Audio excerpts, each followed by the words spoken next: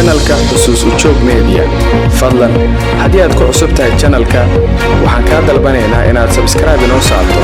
gambaleelkana aad furato si aad u noqoto daawadaha ugu horeeya ee hela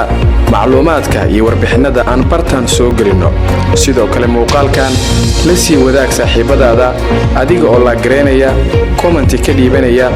siina share gareynaya mar waliba inagala soco xusuus u joog media ragii laga doortay deegaankan si ay u dhameystiraan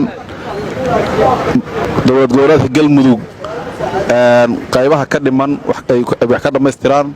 marka aad iyo aad ayaan ugu faraxsanahay inaad soo gaartaan magaaladan soo dhawaada magaaladiinii iyo dowlad goboleedkiinii iyo dadkiinii iyo deegaankiinii oo la idinka jecel yahay soo dhawaada waa mahadsantiin waxaan rabaa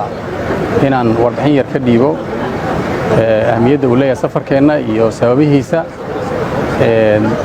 si aad la socoteenba Galmudug sidii loo dhisayba tabashooyin iyo khilaaf ka dhashay doorashadeedii ayaa jirtay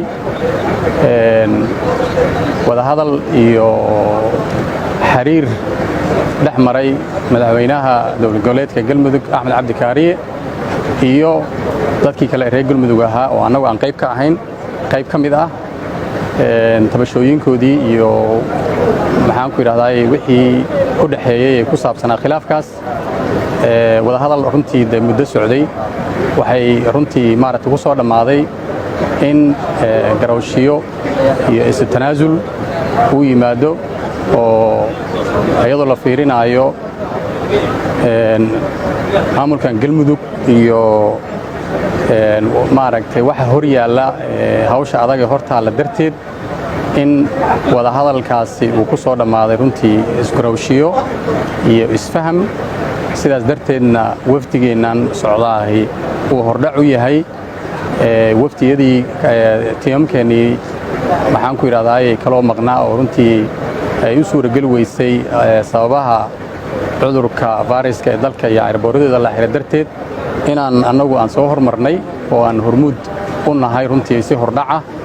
ujeedaduna ay tahay sidii dib u heshiisiin dhab ah loogu raadi lahaa Galmudug socodkeenu intaas runtii asal u ah waxaan rajaynaynaa insha Allah taala in lagu guuleysan doono dhammaan qaybaha bulshada ay wax tabanaysana qolo walba gurigeeda iyo meesheeda loogu tago